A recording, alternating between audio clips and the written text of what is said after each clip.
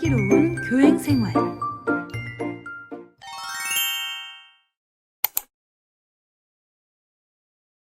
안녕하세요. 슬기로운 교행생활입니다. 이번 시간에는 정부의 저출산 대책의 일환으로 시행 중인 육아기 근로시간 단축 제도를 알아보겠습니다. 이것은 공무원에게는 해당 사항이 없고 근로기준법을 적용받는 공무직원 근로자에게만 해당이 됩니다.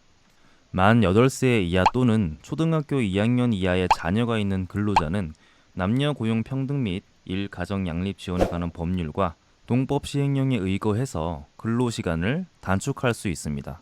또한 시간 단축에 따른 급여는 고용보험법에 의해서 지원이 됩니다. 자, 구체적인 내용을 이제 알아보겠습니다. 2019년 10월 1일 남녀고용평등법 개정이 시행됩니다.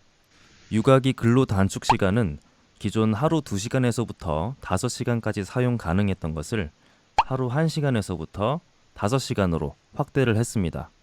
주로 따지면 기존 10시간에서 25시간 사용 가능했던 것을 주 5시간에서부터 25시간으로 범위를 확대한 것입니다. 또한 단축 시간에 대한 정부 지원금이 전체 통상임금 80%, 월 상한가 150만 원이었던 것을 일 1시간 단축분에 한해서는 통상임금의 100%, 그리고 월 상한 200만 원까지로 확대했습니다. 그렇지만 일 1시간을 제외한 나머지 단축 시간은 기존의 수준을 유지합니다. 다시 말해 일 1시간의 근로시간 단축은 기존 급여에 영향이 없다는 뜻입니다. 경기도 교육청의 경우에는 통상임금 계산법이 고용노동부 기준과는 다릅니다. 바로 정기상여금 때문인데요. 이 지원금은 고용노동부 기준으로 통상임금을 계산하기 때문에 해당 통상임금 계산식에 반영되지 않는 수당은 우리가 전액을 지급해야 합니다. 다음으로 단축 사용 기간과 분할 사용을 알아보겠습니다. 기존 육아휴직과 근로시간 단축은 통합 최대 1년이며 총 1회의 분할 사용을 허용했던 반면 2019년 10월 1일 이후에는 육아휴직과 근로시간 단축을 합쳐 2년으로 확대를 했습니다. 하지만 여기서 육아휴직은 최대 1년입니다. 또한 육아휴직은 1회 분할 사용을 허용하고 근로시간 단축은 최소 3개월 단위로 자유롭게 분할 사용 가능케 하였습니다. 육아휴직을 적게 쓰면 적게 쓴 만큼 근로시간 단축을 그만큼 추가로 더 사용할 수 있습니다. 예를 들면 육아휴직 1년을 사용했다면 육아기 근로시간 단축 1년을 사용할 수 있고 육아휴직 6개월을 사용했으면 육아기 근로시간 단축 1년 6개월을 사용할 수 있고 육아휴직을 하지 않았을 경우에는 육아기 근로시간 단축 2년을 사용할 수 있습니다. 그렇다면 육아기 근로시간 단축은 어떻게 신청을 할까요?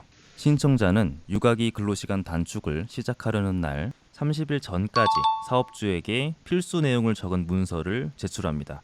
전자문서도 포함해서 말이죠. 필요한 내용은 다음과 같습니다.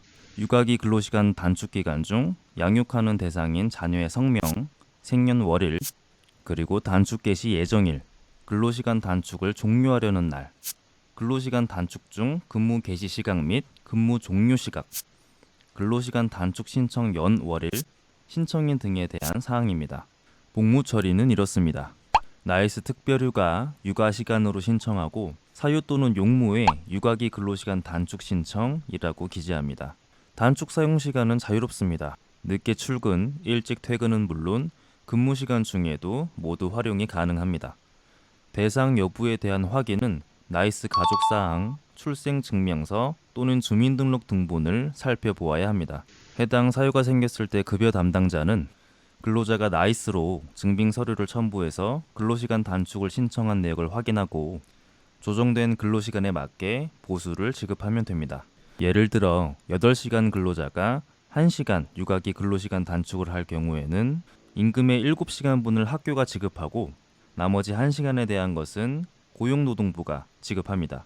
해당 보수는 고용보험법 시행규칙 별지 서식에 따라서 고용노동부의 근로자가 직접 신청합니다. 그리고 근로시간 단축 사용자는 시간 외 근무가 가능하며 이때 임금 또한 가산해서 지급합니다.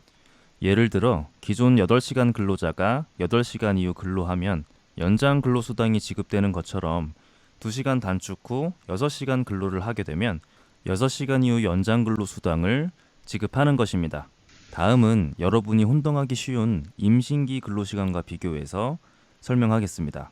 6시간 단축 근로자가 8시간까지 근로를 원할 경우에는 임신기 근로시간 단축 직원은 가능은 하나 연장 근로를 명령하지 않는 것이 바람직하고, 육아기 근로시간 단축 직원은 가능하고 이때 임금은 50% 가산해서 지급합니다. 6시간 단축 근로자가 8시간 초과 근로를 원할 경우에는 임신기 근로시간 단축 직원은 불가하며 육아기 근로시간 단축 직원은 가능하고 역시 50% 가산해서 임금을 지급합니다.